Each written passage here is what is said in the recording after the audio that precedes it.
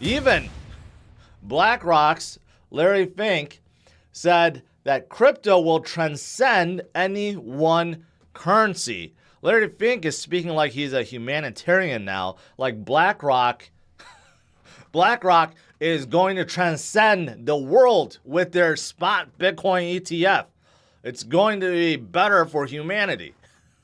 That's the way I'm interpreting. When you hear him talk, it sounds like that. I don't know if that's the real agenda.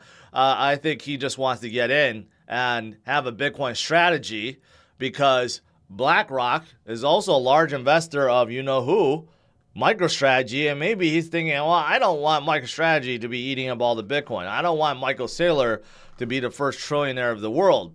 XRP, how high is it going to go? I see all these videos being created. Like, is it going to go to $1? Is it going to go higher? Right now, it's holding in its mid-70s, which is really good. Really good. I mean, it did pump up to 90 cents, came back down to where it is now, 70 cents, and then it started climbing up again. The fact that it held its gains is pretty good. It's pretty amazing, right? So can it go higher from here? Definitely. The ceiling has been removed. And according to Brad Garlinghouse, there's going to be a lot more banks that want to use XRP, okay? And some of these banks are in the U.S., and we hear about it in Japan already. But U.S. banks, are they going to start using XRP as a bridge currency? We'll see. I'll believe it when I see it. Well, the big interview of the day is, of course, Gary Gensler, SEC, and Gary both disappointed with defeat. Not disappointed, angry. This is putting it lightly. Of course, this is one case Gary really did not want to lose, okay? Because without this loss, SEC basically had disrupted the market so much with such vagueness and lack of clarity, right? Like basically it could have done whatever it wanted until now. Now the courts ruled, hey, not everything is a security. Okay, just because you say so and you throw all these curveballs at everyone does not automatically make XRP a security or Coinbase a security. What about Chainlink? This has been hyped up for many, many years. I remember this cross-chain protocol, which Chainlink is calling CCIP, cross-chain IP. Okay, I don't know why they don't call it CLIP. That would sound a little better. And to be honest, CCIP also sounds a little bit too similar to CCP. But anyways, yes. But anyways, what this brings is it's a new protocol that will allow different chains to talk to each other. It's almost like a bridge, right? Chainlink is the biggest Oracle network that we have, decentralized Oracle network, which allows data retrieval and fetching, and basically utilizing that network.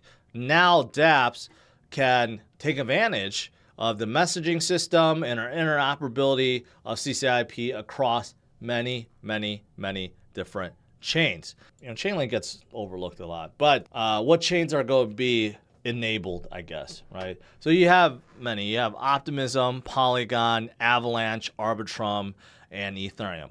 Mostly EVM compatible chains, right? Some L1s, L2s, right? That's what they're starting out with. So overall, pretty good for Chainlink. I've been waiting for this for long. I've been talking about this since like 2018. It's been a long time, but it's finally here. Also, Coinbase decided. I didn't even know Coinbase has their own cloud division, but they do.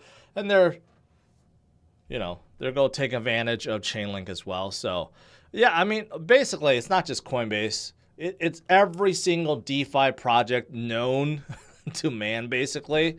Like 99% of them utilize Chainlink. That's how important they are. What else? BNB burns, or the chain burns $500 million worth of BNB.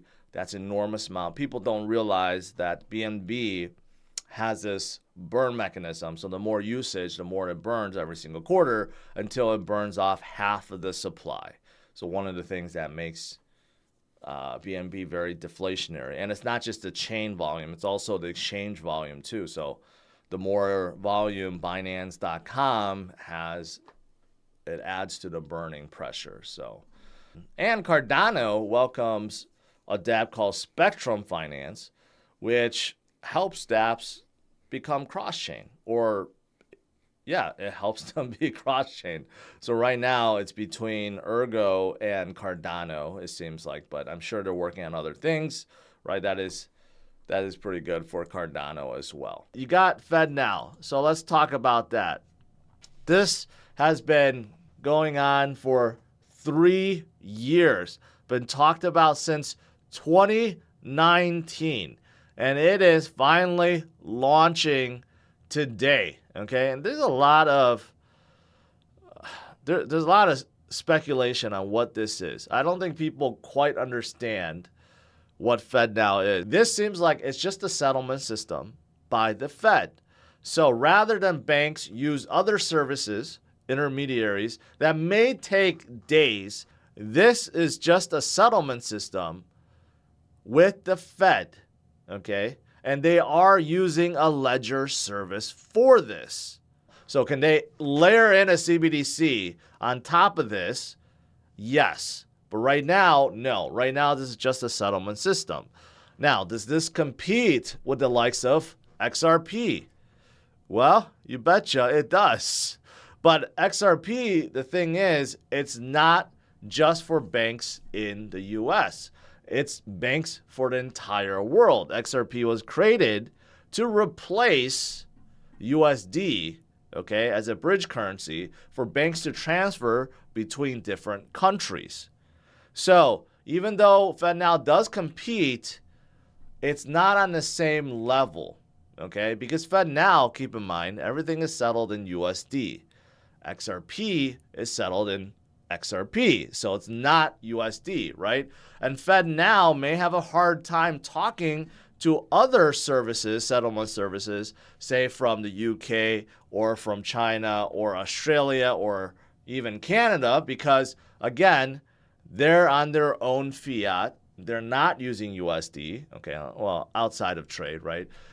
So that's the thing. You have a lot of settlement systems or even banks that are using different currencies, and that's what XRP is trying to do, is to try to bridge them all together to use XRP, not USD, right? So that's also the big difference between what XRP or Ripple's trying to do versus, say, FedNow, right? So there are fundamental differences, although who knows? FedNow can expand outside of 57 banks, can expand and go global, right? But I'm not sure other banks and especially other central banks will like the idea of that. I don't think they want the Fed, the U.S. Federal Reserve, to be controlling everyone's payments, right? Stellar, XLM, right? Which is why both have soared for the last week, right?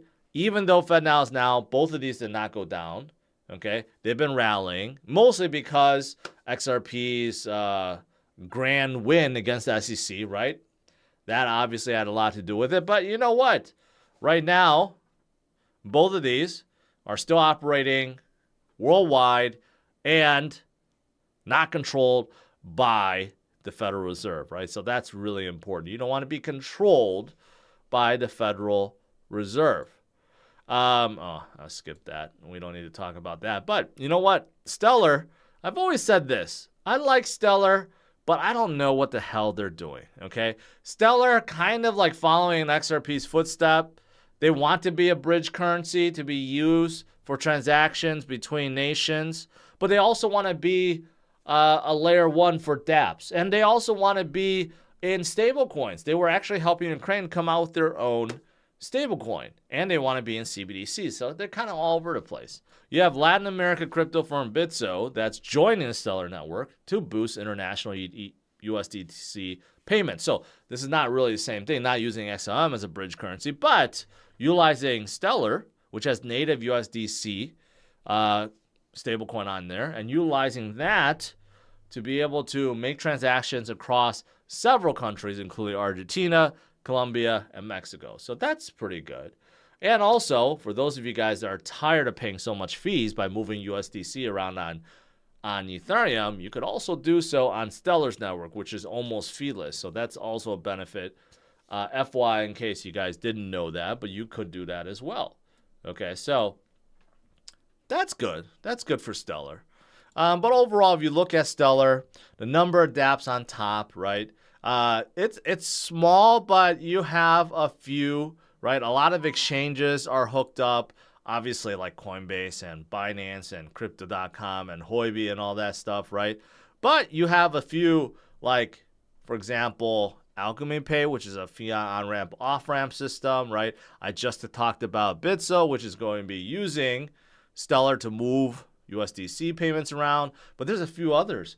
MoneyGram used to have a partnership with XRP, with Ripple, until the lawsuit, and then MoneyGram kind of disassociated themselves away from Ripple, and then formed a partnership with Stellar. So, yeah, they're also a partner as well.